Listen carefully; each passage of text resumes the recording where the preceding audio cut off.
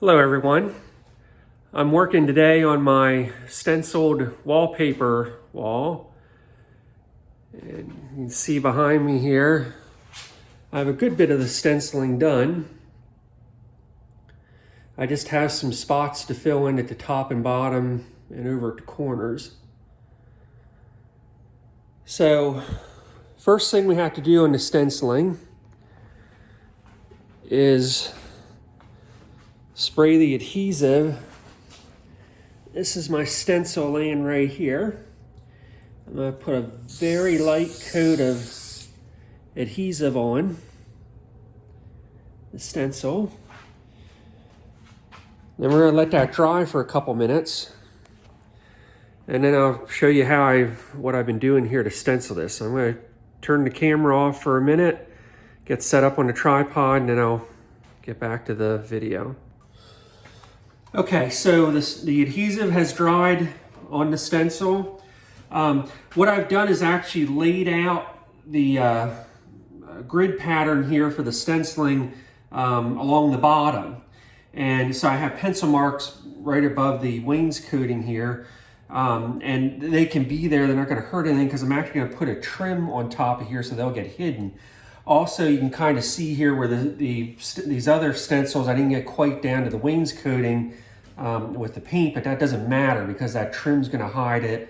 And that's the same way the whole way around this wall here. It was hard to get the stencil, nice tight into the corner, but it doesn't matter because I'm going to put a trim around it. So I've also been using my laser. You can see the red line here going up and down the wall.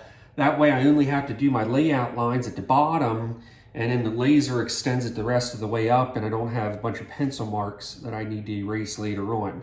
So what we're going to do, I actually trimmed, when I was doing the stenciling up here, I had a much larger stencil. It was actually 2 feet long, and I think a foot or a little better in width.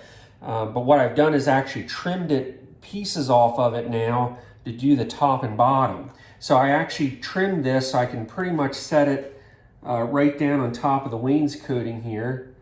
And I'm going to line it up with the laser.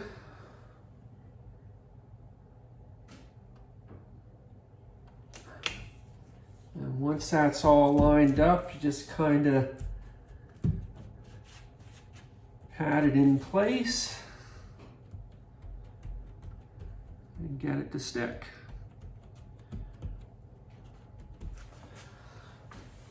Okay, I'm using acrylic paint, a handy paper plate here for my painter's palette.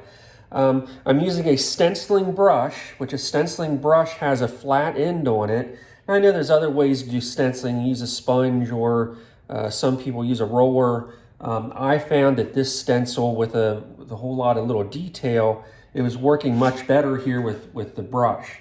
So what I'm doing is I have my puddle of paint over here. I just, dab it kind of in the edge of the puddle, and then I bring it back here and kind of spread it out a little bit. And then when you're stenciling, you don't smear the paint around because you'll brush it under the edge of the stencil.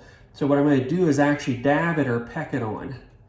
And at first, when you have a lot of paint on the brush, I kind of go over a little bit of a big area, and then I'll come back over it and smooth it out. I didn't have a whole lot of paint on that time. So, here again, just in the edge of the paint, and then smooth it out here.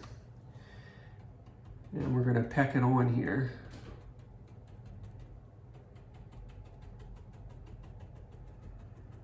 You just wanna keep going around and making sure you have all the edges filled in. And you do not want your paint very heavy or it won't look right on the stencil. So here again, dabbing and smoothing it out.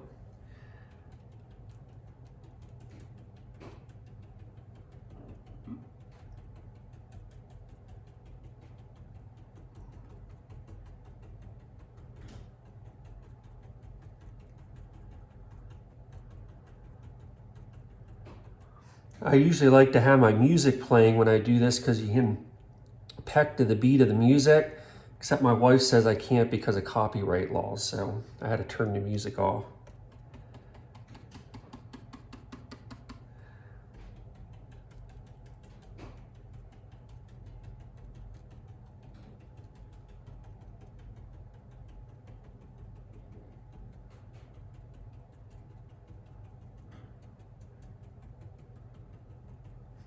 And that's it.